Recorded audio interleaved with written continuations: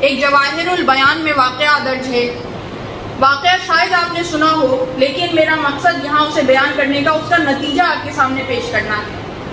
کہ جواہر البیان میں درج ہے کہ بحرین کا جو بادشاہ تھا وہ نصرانی تھا، اور اس کا جو وزیر تھا وہ خارجی تھا.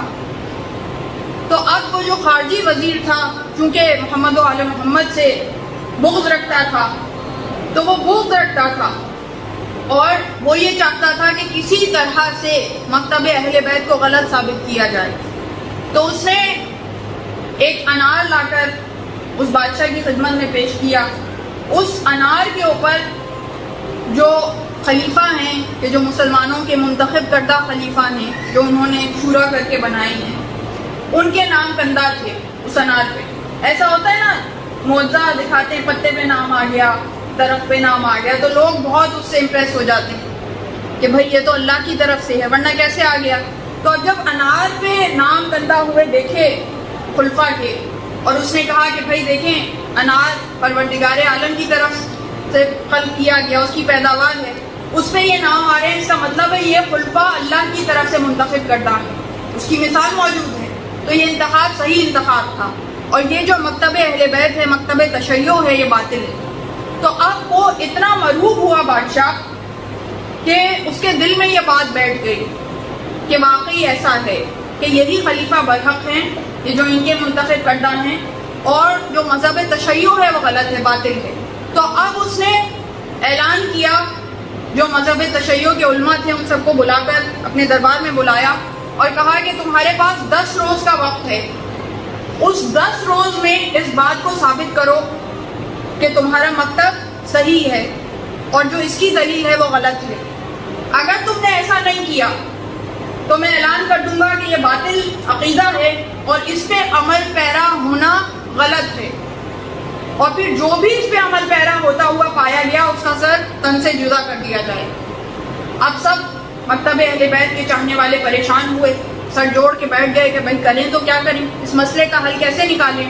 تو اب انہوں نے مل کے 10 ایسے علماء کو منتخب کیا کہ جو سب سے زیادہ باعمل تھے، سب سے زیادہ متقی تھے، اور ان کو یہ ذمہ داری سونپی کہ وہ جنگل کی طرف چلے جائیں ہر رات ایک عالم جائے، اور جانے کے بعد امام زمانہ سے متصل ہو، اپنے وقت کے امام سے مدد مانگے، اس سے توسل قائم کرے، اور امام سے مدد مانگے کہ اس مشکل میں ہماری مشکل کشائی کرے. اب پہلی رات گزری، ایک عالم گیا، ساری رات عبادت میں بسر کی، توسل کیا، دعائیں کی، مناجات کی، واپس آ گیا. دوسری رات دوسرا عالم گیا، وہ ساری رات توسل کرتا رہا، واپس آ گیا. تیسری رات جب تیسرا عالم گیا، اس کے بعد اس نے ساری رات ارتباط قائم کرنے کی کوشش کی، توسل کرنے کی کوشش کی، دعائیں کی، مناجات کی، جتنا بھی جانتا تھا اس کے مطابق عبادت کرتا رہا اور دعا مانگتا رہا. جب رات گزر گئی، تقریباً فجر کا وقت قریب تھا، واپس جب آ رہا تھا تو راستے میں ایک شخص ملا، روک کے کہنے لگا کہاں گئے تھے، کہاں سے آ رہے تھے. کہا کہ میں اپنے وقت کے امام کو پکارنے گیا تھا کہ وہ میری مدد کرے. تو کہا ملے؟ کہا کہ نہیں ملے. تو کہا کہ انا امام زمانہ،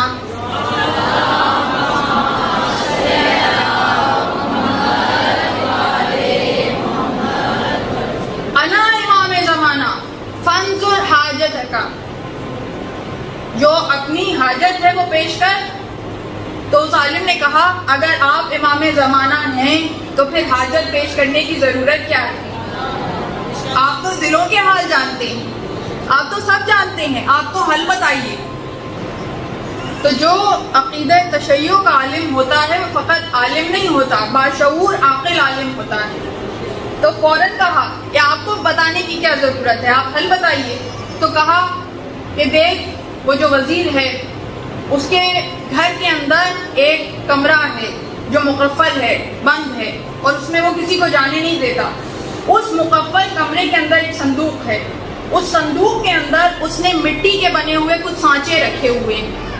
ان سانچوں کے اندر جب انار چھوٹا ہوتا ہے اس وقت وہ اسے رکھ دیتا ہے، اور پھر جیسے جیسے انار بڑا ہوتا ہے اس کے اوپر وہ نام کندہ ہوتے چلے جاتے ہیں. تو تو بادشاہ کو ساتھ لے، کسی کو بتائے بغیر، اور اس کمرے میں لے جا کے اس صندوق کو کھلوا، وہ سانچے نکل آئیں گے، تیری مشکل حل ہو جائے گی، تیری مشکل حل ہو جائے گی۔ تو پھر اس عالم نے آ کر کسی کو یہ بات نہیں بتائی، اگلے دن سے بادشاہ کے سامنے یہ کہا کہ اس وزیر کے کہاں چل کے اس طرح سے کیا جائے کہ اس کا مقفل کمرہ کھلوایا جائے۔ اب وہاں سے بہت اختلاف ہوا، بہت شور و غوغا ہوا، کیونکہ اسے پتہ چل گیا کہ میرا تو راز کھل جائے گا، میں تو پول کھل جائے گی، تو بہت اختلاف کیا، مگر بادشاہ نے سنا نہیں، ساتھ گیا۔ اب جب اس مقفل کمرے کے اندر گئے اور اس مقفل جو بند صندوق تھا اسے کھولا گیا تو واقعتاً اس کے اندر مٹی کے بنے ہوئے سانچے موجود تھے۔ اب جیسے ہی سانچے سامنے آئے تو وہ بادشاہ پہچان گیا کہ مذہب حق کون سا ہے، مذہب حق کون سا ہے۔ تو اب نتیجہ کیا ہے اس واقعے کا؟ اصل مقصد نتیجہ اب تک پہنچانا تھا۔ نتیجہ کیا ہے کہ جو عالم ہوتا ہے، جو علم رکھتا ہے اور جو صحیح معنوں میں مومن ہوتا ہے، متقی ہوتا ہے، وہ باشعور ہوتا ہے اور ہمیشہ عقل کو شامل حال رکھتا ہے۔